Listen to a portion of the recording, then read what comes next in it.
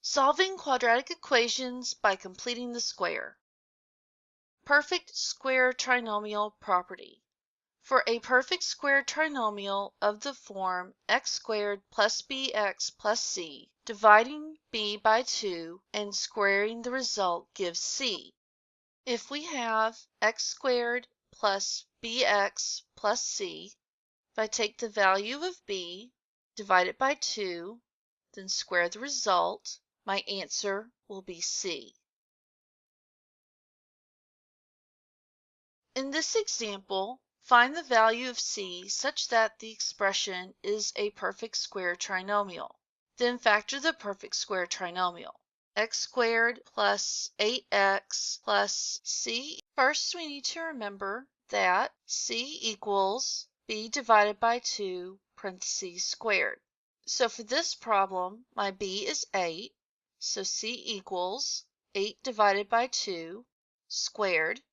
8 divided by 2 is 4, and 4 squared is 16. So our problem becomes x squared plus 8x plus 16. Then to factor this, I need two factors of 16 that add to be 8. X plus 4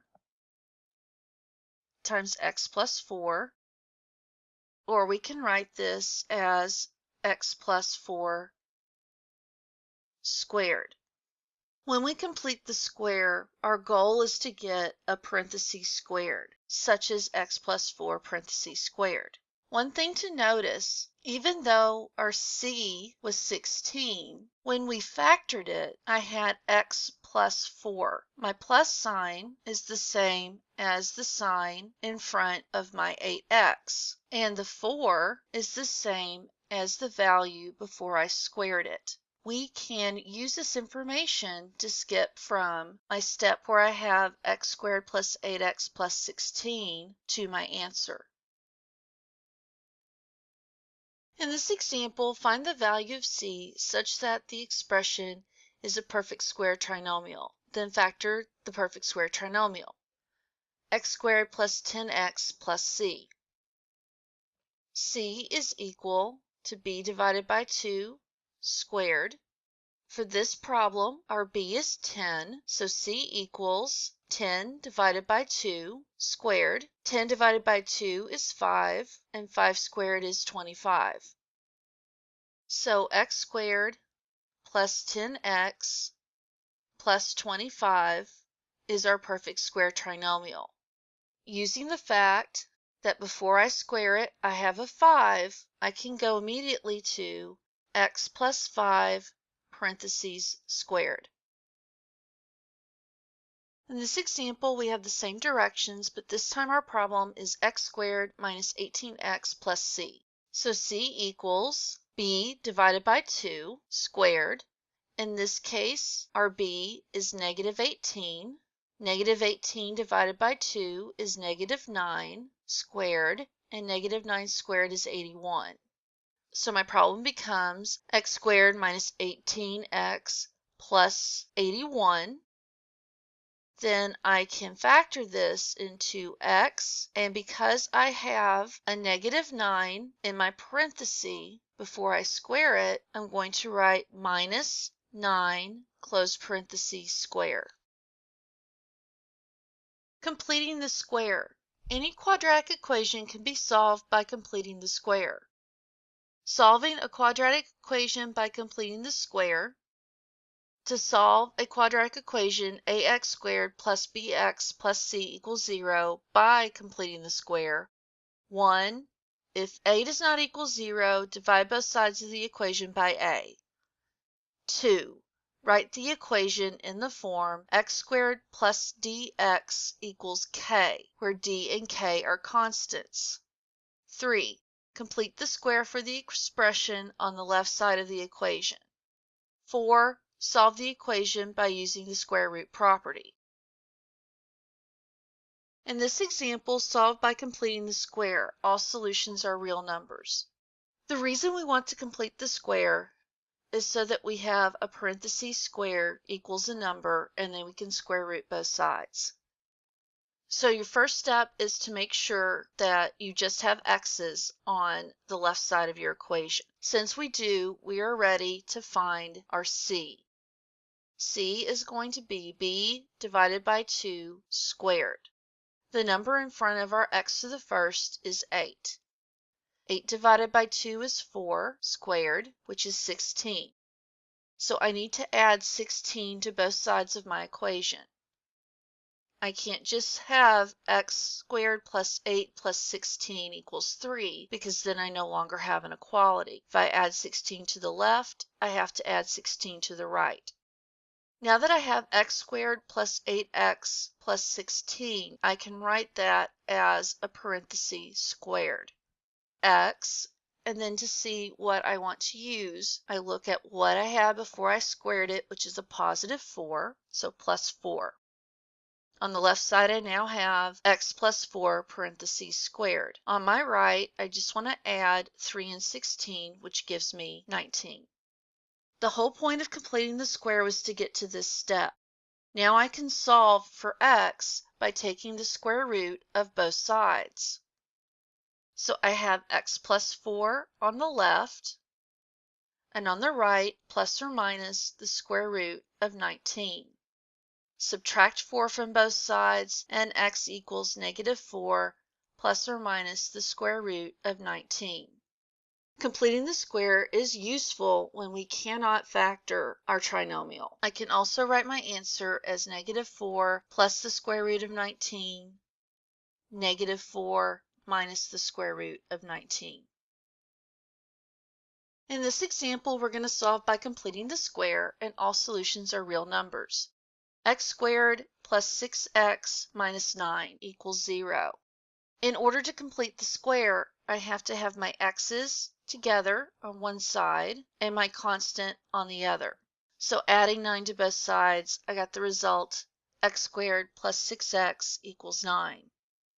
To find c, I need to take the number in front of x, divide it by 2, and square it. So 6 divided by 2 is 3, and 3 squared is 9. I want to add 9 to both sides. X squared plus 6x plus 9 equals 9 plus 9.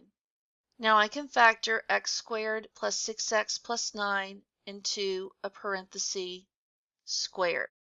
So I have x, then I go to my work for c, and I have a positive 3 before I square it, so plus 3, and that equals 9 plus 9, which is 18. Now I'm ready to square root both sides. X plus 3 on the left, and the square root of 18 is the square root of 9 times the square root of 2, which gives me plus or minus 3 square root 2. Then I subtract my 3 from both sides, and I have negative 3 plus or minus 3 square root 2. I can also write that as negative 3 plus 3 square root 2 and negative 3 minus 3 square root of 2. In this example, find all complex number solutions by completing the square. Again, completing the square is useful when I can't just factor my information. I won't be able to factor it if my answer is imaginary. I already have my x's by themselves on the left side, so now I'm ready to find c. So I need to divide b by 2 and square it. b is 10, which gives me 5 squared, which is 25. So adding 25 to both sides, I have x squared plus 10x plus 25 equals negative 28 plus 25. X squared plus 10x plus 25 factors into x plus 5 squared, and negative 28 plus 25 is negative 3. I'm ready to square root both sides. X plus 5 equals plus or minus the square root of negative 3. Bringing down my x plus 5, and I bring down my plus or minus. The square root of negative 3 is really I square root 3. Subtracting my 5, x equals -5 plus or minus I square root of 3. I can also write my final answer as -5 plus I square root 3 and -5 minus I square root 3. In this example, we are still solving by completing the square. I have x squared plus 5x plus 7 equals 0. My first step is to get the x's by themselves. X squared plus 5x equals -7. Now I need to find c, so I need to take my b, divide it by 2, and square it. b is 5, so that gives me 25 over 4. So x squared plus 5x plus 25 over 4 equals -7 plus 25 over 4. Looking at what I had before I squared, I have x plus 5 over 2, parentheses squared, equals, go to your calculator, type -7 plus 25 divided by 4, and we want our answer to be a fraction, so math, 1 fraction, enter, enter again, and we have our -3/4. So it equals -3 over 4. Square root both sides. X plus 5 over 2 equals, plus or minus, because of my negative, I'm going to have an I, square root of 3 divided by 2. Then I can subtract 5 over 2 to both sides, so I have -5 over 2 plus or minus I square root of 3 divided by 2. So I can write my answer as -5 plus I square root of 3 over 2, -5 minus I square root of 3 over 2.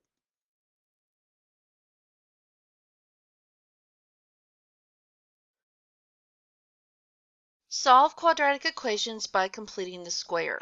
Write the equation in the form of ax squared plus bx equals k.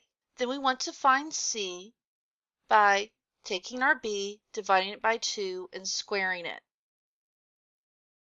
We add that number to both sides of our equation, then we can factor the left side into a parentheses squared. It's always going to be x in the parenthesis, and then whatever our c was before it was squared. So if it was a +5, we'd have x plus 5 parentheses squared. If it was a -5, we'd have x minus 5 parentheses squared. Then we can square root both sides of our equation and solve.